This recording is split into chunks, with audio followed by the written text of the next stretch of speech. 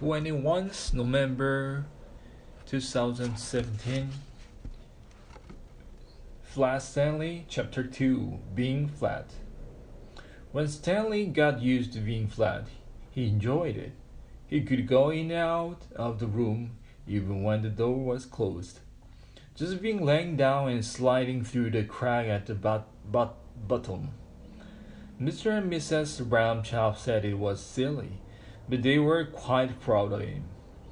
Arthur got jealous and tried to slide under the door, but he just banged his head. Being flat could also be helpful, Stanley found. He was taking a walk with Mrs. Ramchop in the afternoon when his favorite ring fell from her fingers. The ring rose across the sidewalk and down between the bar of the grating. They covered the deep, dark shaft. Mrs. Ramchop began to cry. "I have an idea," Stanley said. He took the lace out of his shoes and the extra pair out of his pocket and tied them all together to make a long lace. Then he tied one end of that to the back of his belt and gave the other end of his mother. "Lower me," he said, "and I will look for the ring." "Thank you, Stanley," Mrs. Ramchop said. She lowered him between the bar and moving him carefully up and down and from side to side, so that he could search the whole floor of the shaft. Two policemen came by and stared at Mr. Ramchop as she stood holding to the long laces ran down through the grating. She pretended not to notice them. "What's the matter, lady?" The first policeman asked. "Is your yo-yo stuck?" "I'm not playing with a yo-yo," Mrs. Ramchop said sharply. "My son is at the other end of the lace, if you must know." "Get the nap, Harry," said the second policeman. "We had to catch the cuckoo." Just then, down in the shaft, Stanley cried out, "Hooray!" Mr. Ramchop pulled him up and saw that he had a ring. "Good for you, Stanley," she said. Then she turned angrily to the policeman. "A cuckoo, indeed," she said. "Shame." The policeman replied, "We didn't get it, lady," they said. "We have been hasty. We see that now. People should think twice before making rude remarks," said Mr. Ramchop, "and then not make them all."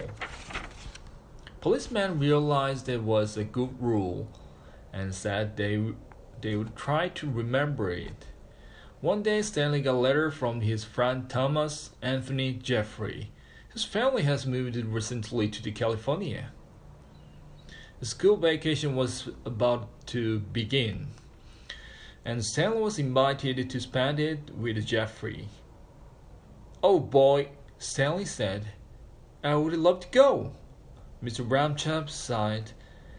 "A round-trip train or airplane ticket to California is very expensive," he said. "I would have to think of some cheaper way." When Mr. Ramchop came home from the office that evening, he brought with him an enormous brown paper envelope. "Now then, Stanley," he said, try this for size." The envelope fit Stanley very well. There was even room left over. Mrs. Ramchop discovered for an egg salad sandwich made with thin bread and a toothbrush case filled with milk. They had to put great many stamps on the envelope to pay for both airmail and insurance, but it was still much less expensive than train or airplane ticket to California. The next day, Mr. and Mrs. Lambchop sliced Stanley into the envelope along with the egg salad sandwich and the toothbrush case full of the milk, and mailed him from the box on the corner. The envelope had to be folded to fit through the slot, but Stanley was limber boy, and inside the box in straightened right up again. Mr. Ramcha was never nervous because Stanley had never been away from home alone before. She laughed on the box. "Can you hear me, dear?" she called. "Are you all right?" Stanley's voice came quite clearly. "I'm fine. Can I eat my sandwich now?" "Wait an hour and try not to get overheated, dear," Mr. Ramchop said. Then she and Mr. Ramchop cried out, "Goodbye, goodbye," and went home. Stanley had a fine time in California.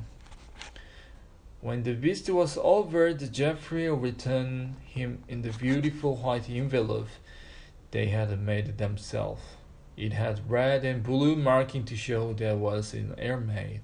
Thomas Jeffrey had a letter valuable and fragile, and this ended up on the both side. Backup Stanley told him family that had been handled so carefully he never felt a single bump. Mr. Ramchop said it proud that jet planes were wonderful. Mr. Ramchop said it proved that jet planes were wonderful, and so what was postal service, and that this was great age in which to live. Stanley thought so too.